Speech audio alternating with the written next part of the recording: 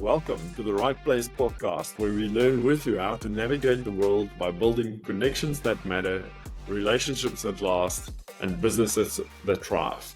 My name is Rudolf Rautenbach, and today we discuss a little bit about the history, the connections we've made, and the future event at the Irene Business Network with Yoke Van Dam. Yoke, welcome to our podcast. Thank you so much. It's lovely to see you again. Oh, great. So we met at the Chris Fenning event, the 39 Ways in Pretoria.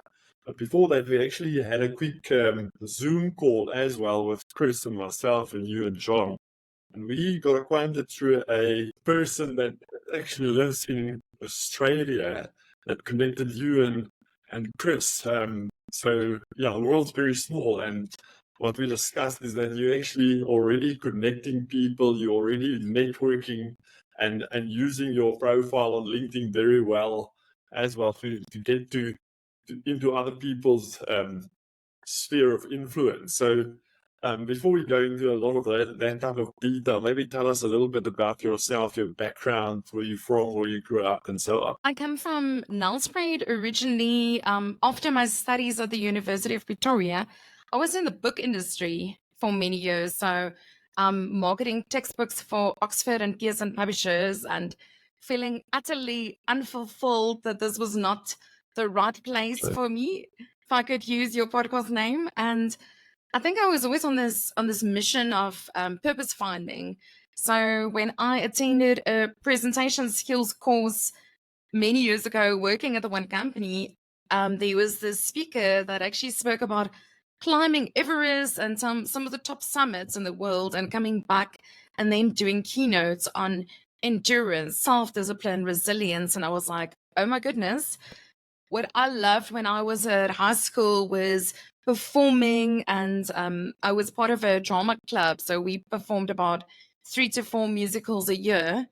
And I wanted to find a place to bring that stage presence into a career, but not necessarily through acting.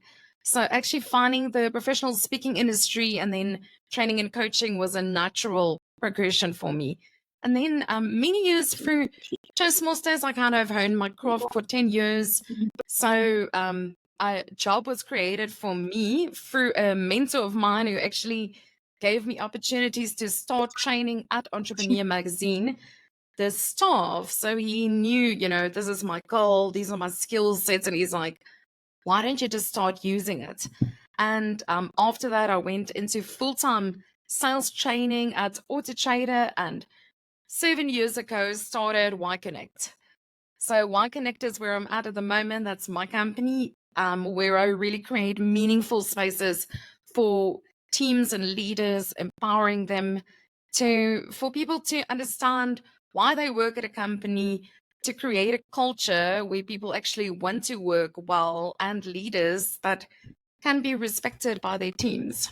I always listen to people who are public speakers, and we all know Vuzita Mukwayo, quite a popular figure in the last few years as well. But I always wonder, what is their core skill set? Because to speak doesn't sound like something that could be a job. So what would you say then is the core here? Is it the speaking part, or do you actually see it as more as training and empowering, because you use that word as well? What is the core of your business then? The speaking part, or is it more of a training relationship with your clients? So it's more consulting. It's more problem solving. So you are solving big problems, and one vehicle of that could be a keynote, which could be an hour. Another vehicle of that could be a masterclass, online or in person, 2 to 3 hours, like typically what Chris did when he was in South Africa. And then it could be, so the speaking business models actually range between a lot of services, and ultimately what you want your clients to do is you want to solve big problems, which is not a once-off, which is a very big solution. So it's more on the consulting side of things. But it's very interesting. I figure from what you are saying is that you need to have a specific skill. So say, for instance, like I'm an accountant and John as well. we understand finance, and we understand that part of the business. So if we go into a consulting gig or so, it would mostly relate to the financing aspects of a business. Would you say that in yours, because of your sales background and your ability to train people internally in your business, that your core skill set is to get people to sell better, and you empower them through knowledge that you've built up over the years to sell the products better, but also to sell themselves better. That's definitely the skill set specifically for this talk, is related to client-facing teams in order to position themselves better. So I have done a lot of that work, and I do get used for sales training. But the areas that I focus on a lot is team transformation, getting teams to really work well together, and on the leadership side. Tell us a bit about your other talks. I know I've got a brochure or a leaflet that you sent to me with all your keynotes and all your talks, but yeah, maybe expand a bit on the keynotes that you do have and the work that you do engage in. Preparing at the moment for a talk tomorrow night that is delivered in the States online, and it's all about micromanagement, the slow death of staff morale and staff engagement. So when people actually micromanage their teams, it immediately makes people feel that they're not worthwhile. They lose all of their intrinsic motivation. So the aim of this keynote is really to empower leaders to know what are different ways of leading, managing, and inspiring your teams. And I bring in, so I love movies, as you've noticed with this keynote. So I often reference movies and characters and stories. So in this keynote, I actually reference Maverick in Top Gun, because in a nutshell, when you look at Maverick, Maverick was one of the very best fighter pilots at the Top Gun school. And they brought him back and said to him, we don't want you to actually to fly for us in this crazy project that we're doing, which I didn't actually think that people were going to come back alive on. It was like a suicide mission. But they said, we want you to teach people how to do it. And what he had to do is he actually had to really tap into his own knowledge and understand, what has he forgotten. So what happens when you have really become a specialist in your field? You've actually forgotten what you know. You don't know what you know anymore, and you actually have to deeply tap into that to become that teacher and actually guide and mentor those people. So there was quite a lot of things that he had to do. There was things like gamification. He got them on a purpose track. Everyone knew that they wanted to get everyone back alive. He had this whole challenge where he said, if like a game, he was like, show me what you can do, and if I get above you in the air, then you're gonna have to do 100 push-ups. And all of them were eventually doing push-ups. So I love a lot of the keynotes that I have is really related to my leadership development work that I do. Okay. So there's two tracks. There's a women in leadership program that I'm offering in Dubai again in June. And I've just recently had a group that was happening online. But I work with men and women. So where the women in leadership is focused on case studies and specific areas where women struggled and things people can learn from. And then all of the emotional intelligence and leadership skills that they need, like coaching, feedback, negotiation skills, a lot of emotional intelligence, where the leadership track on its own would be for any genders. So last year I had 2 groups of 20 in Dubai, and there's a few clients in South Africa at the moment where I'll be doing these 2-day programs to equip top end leadership, middle managers. Some of it's actually tertiary education, so the head of academics of a university, things like that, to really know how to lead their teams well.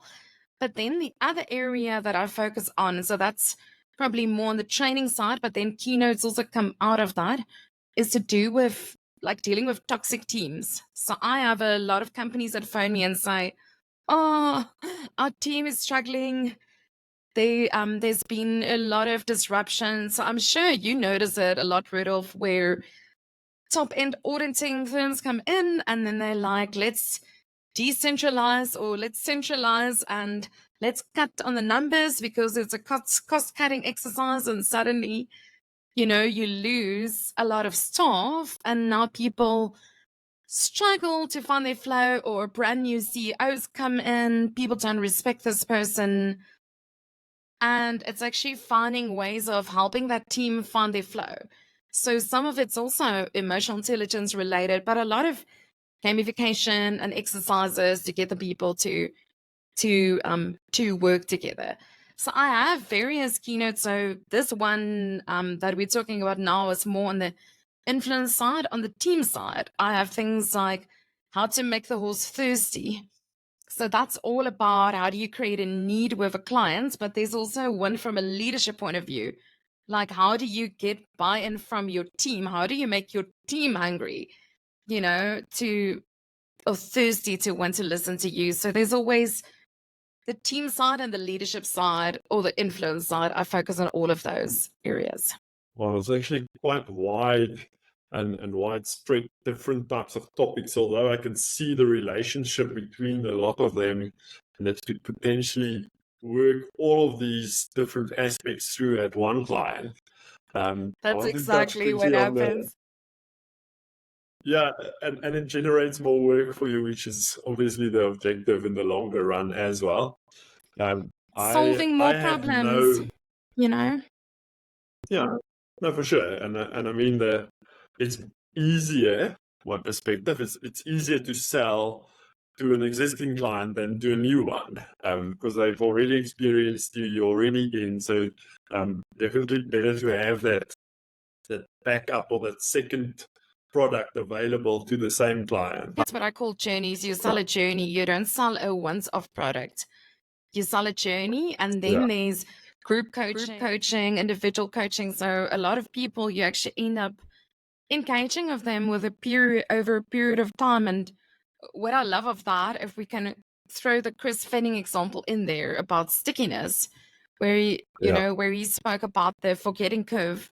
If you're only having one engagement with people, how much change can really happen?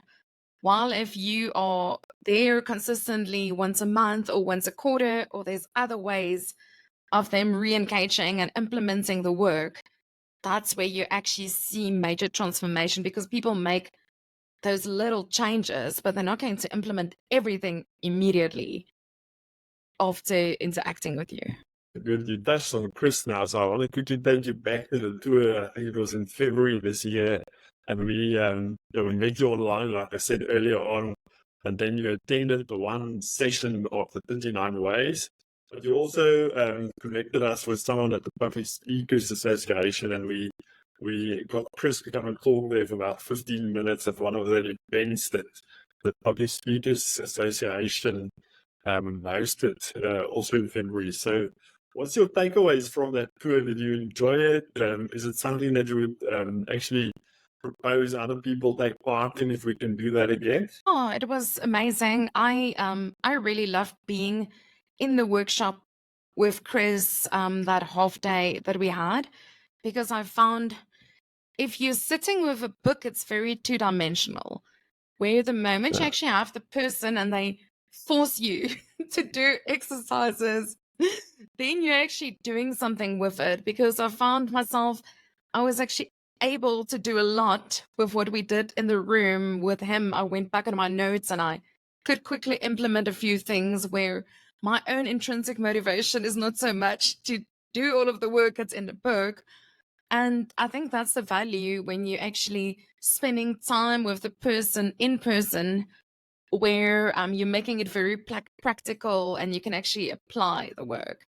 So I think that was really great. And what I was doing was also pitching. One of the things that he recommended is that we include a stickiness option as part of our offers to clients.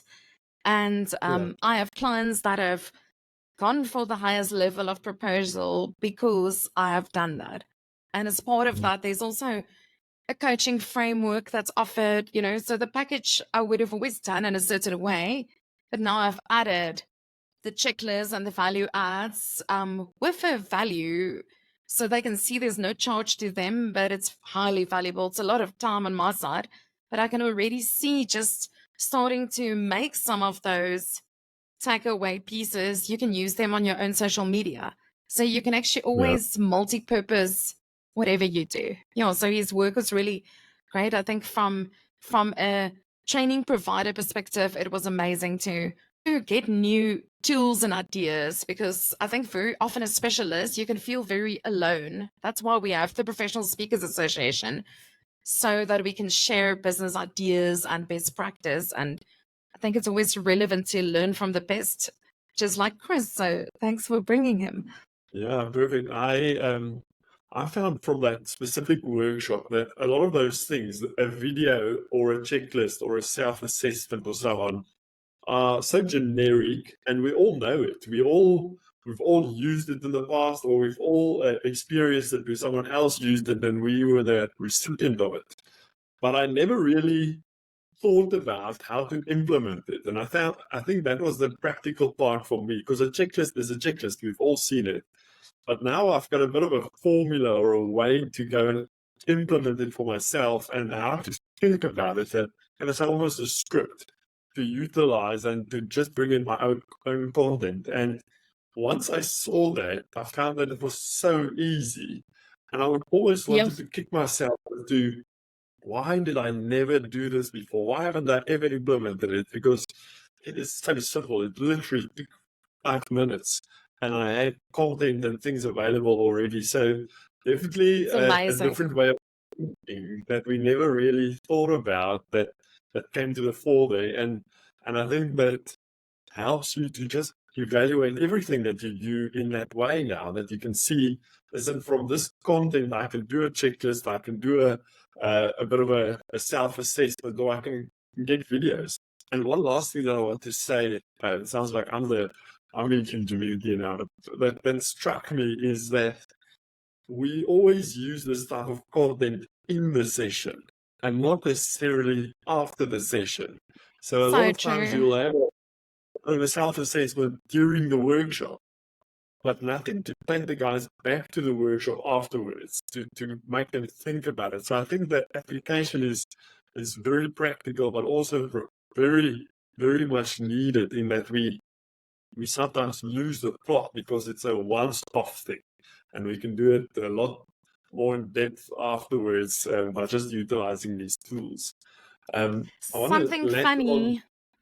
Can I just Yes. add something, Rudolph? Something funny that happened. So last week, I had 2 leadership coaching sessions, and both of the people said to me that they're really struggling to give feedback. And that's one of the areas I focus on in my training and my coaching, to teach people how to coach other people and have those courageous conversations. And I had already made a checklist and a self-assessment on how to have a courageous conversation. It was in my folder. I then posted it on LinkedIn, and then I just sent it to them from LinkedIn too. And I was like, you can even casually send it on to someone as a reminder. You have it there on your social media, and it can help them. So everything doesn't always have to be so formal, but you can use it interchangeably, and it can still help that person. I was like, wow, this is actually really helpful. I think we also discussed it on the day that a lot of this content could be marketing as well. So it's a stickiness from the workshop, but also marketing for the next one.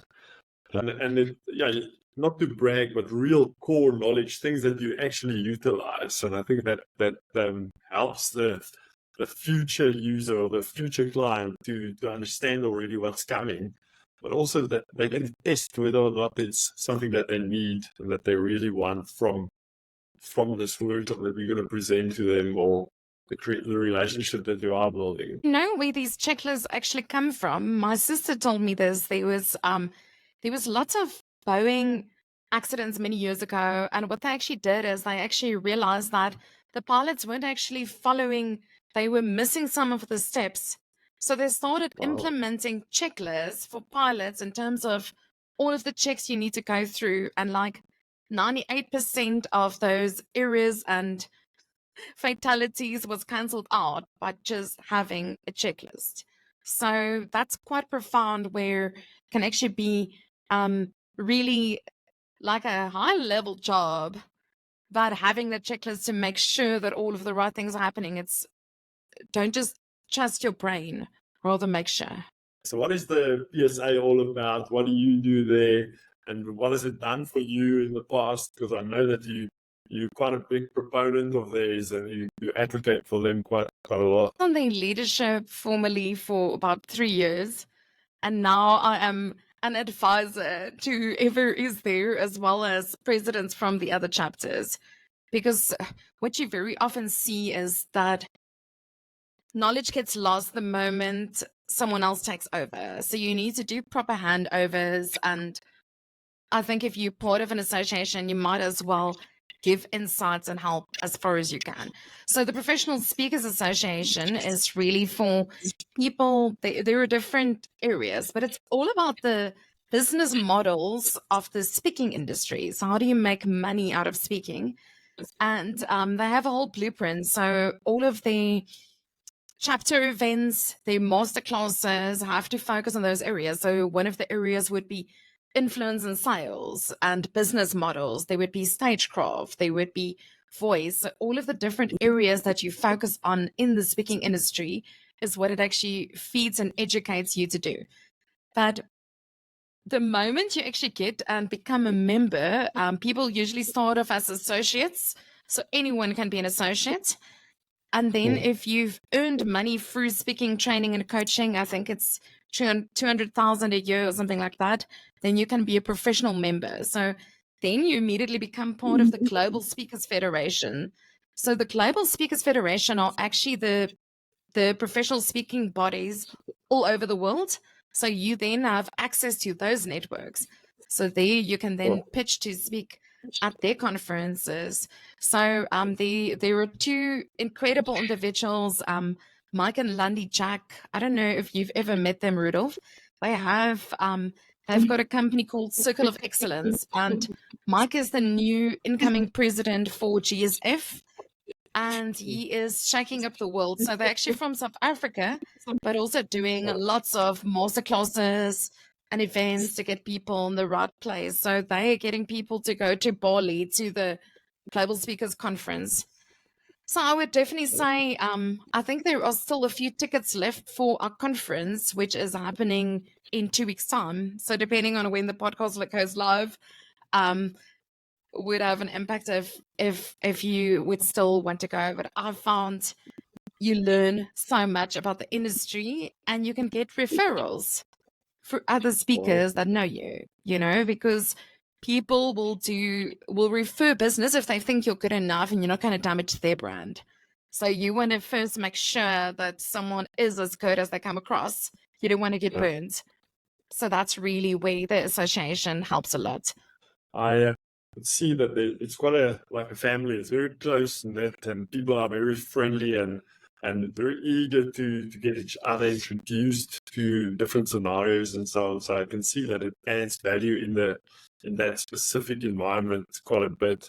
I want to quickly go on to networking. So we, myself and John, we discuss a lot of networking and how people can get themselves into a room, but also what to do when you are in the room. And I perceive networking to have a lot of value, but we also talk a lot about whether or not you get value through adding value, and that you need to add value to someone else to build a relationship and to build a trust, as you say, as well. So what is your take specifically on networking, and what has it done for you in the past as well? I haven't formally been part of a BNI. I used to attend a lot of these women's events many years ago, and I've seen through the years, I've now started getting only clients from those networks. So sometimes it literally takes years, but people need to know you are. And like I saw with your Irene Business Network, you people can actually get listed on your directory. So I've had business because I was on a networking group's business directory because someone knew me, and then people, they could actually go into the business directory, and I literally saw a lead coming in because of people that knew me. But then also for me, networking also happens on LinkedIn. So like you and I and John, we're always commenting on each other's posts. So the moment you're also engaging and adding value to the conversations people are having, sharing it on. So I have seen where I spoke at events, and because other people in my network shared it and commented, that the algorithm blew up, and I directly got a speaking lead and a gig in the next week because Wow. of my network. And it wasn't someone that was connected to me. So sometimes it's literally about contributing, liking, sharing, commenting, but really finding out what are your goals? What are you not finding easy? Who are the people you're trying to get in front of? Maybe I know someone. Maybe I could do an introduction, and vice versa. Yeah, 100%. I think we're on the same page. A once-off connection is not necessarily going to do the trick. So if we refer again to Chris, you were connected on LinkedIn, but then you actually spoke to him through LinkedIn. Then we set up a Zoom meeting. Then we met face to face. And then the PSA thing also happened. So it was all in a very short time. But through that whole process, I refer to it as relationship building. It's not Yep. necessarily a once-off thing, like you said, the business card. You can't throw the business card in a hat and hope someone's going to call you back. It's about adding value, seeing how you can assist the person to achieve his goals, and in that same relationship, they start getting to know you as well. And through that, hopefully, at some stage, something would come back to you. But that is not necessarily the primary aim here. And I think people will always remember the fact that you assisted them, and they would want to naturally, by nature, come back and help you at some stage with something. And if you reach out and ask them a question, they'll more than likely be very willing to assist you because you've done the same for them in the past. No one keeps a scorebook, but that's just the way it works in life. So yeah, we're coming on the 30th of April to talk to the Irene folk, and I always talk about Irene, but I think half the people that attend are actually from the surrounding areas, but we're not changing the name anymore. So tell us a bit about the specific talk. Sales that Michael Jordan would say yes. It's obviously based on the movie Air. But that is what you're going to talk about that evening. What can people expect? What's the key things from that specific keynote that you are doing? When I watched the movie Air, I got so excited because it was so aligned to what I train and speak on in my strategic sales workshops. So what I do is I use the Nike Air as a case study. What actually not actually the movie necessarily, the real case study of what really happened. And I bring it in to show you what are the different types of buyers you have in sales and how do you need to adapt to those. And it's really all about understanding the different phases of the sale, when to break the rules. So we're going to be looking at things like the reveal. How do you deal with competitors? So where I got very passionate was actually seeing very often when you know that you're pitching for business and you know that you're competing, we actually want to like run away and be like, no, I don't want to do it anymore if there's others. While in this case study, Nike was actually the least favorite shoe brand for the NBA players. Michael Jordan wouldn't even give him a meeting. He hated the Nike brand. So how were they actually able to compete against the others? And how can you see those strategies as ways of elevating your own brand and showcasing how you're different and unique from your competitors? So that's really what this talk is going to be about. And it's really ideal for marketing and sales teams, insurance and financial teams, recruiters, business owners, or client-facing teams.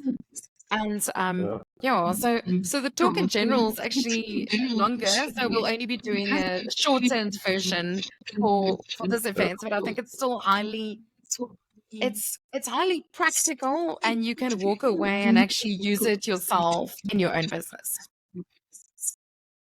Yeah, I'm definitely looking forward to it. Like I told you before, I looked at the trailer of the movie just to get a sense of it, and I'm very excited to see what comes out of the specific talk and how I can apply it in my own life. And I suppose people who come and attend it would do the same. And hopefully, you will build some new connections on the Pretoria side as well for the future. Awesome. We've referenced so many movies today, but I have no movie memory. I cannot remember a movie. The only movies that I do remember, and maybe I shouldn't say this, Forrest Gump, for some reason, and And Lion one King? with the bobsled.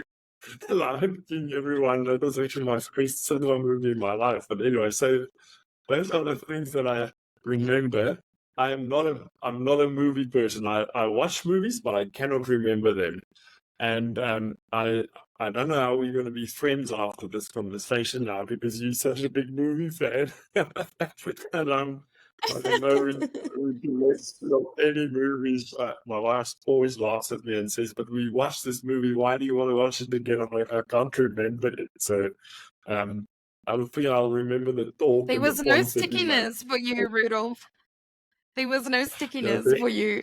So what was hilarious, last year when I did my talk, lessons from Top Gun, a lot of people went and watched the Maverick movie, and then they were seeing all of the aha moments from the case study. So maybe after listening to my talk, then you'll be able to go and watch the movie, and it will become alive from a business point of view.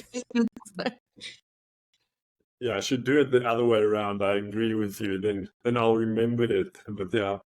Okay, it was so nice to chat to you today. I am thoroughly looking forward to the 30th of April at Vita Cafe in Irene. We're gonna have a blast, and hopefully a lot of people will come and attend as well. But as I said, I'm looking forward to seeing you again. We've met up earlier in the year, and it's all been good fun until now. So I suppose we'll have a bit more of the same. But thank you for your time. Thank you for chatting to us today. And maybe before we exit, I want to understand quickly. So you've journeyed through this, starting in the Platteland in Nelspruit and university, and then going into the booths and so on. And now you're doing these talks and leadership engagement and so on. Do you feel that you are at the right place at the moment? Or is it still a journey to somewhere else? I definitely think that I'm at the right place. That there's a talk I told you about previously from Matthew McConaughey that said someone asked him, "Who is your hero?" And he said, "It's me in 10 years' time." And you'll never quite reach that place. It's always about looking towards your growth and developments and moving in the direction that you want to. That's really where I see I love the quote, "Shoot for the moon, and if you miss, you'll still land amongst the stars." I believe I'm shooting for the moon, and I can keep on shooting for the moon, and I'll move along, in the years to come and expand and grow even more. Yeah, perfect. We are done, so it's still a journey. We don't know where it's going to take us, but it sounds like you are moving in the right vehicle at least. Good. Thanks, Yoke, for your time. I appreciate it, and we'll see all of you at the right place.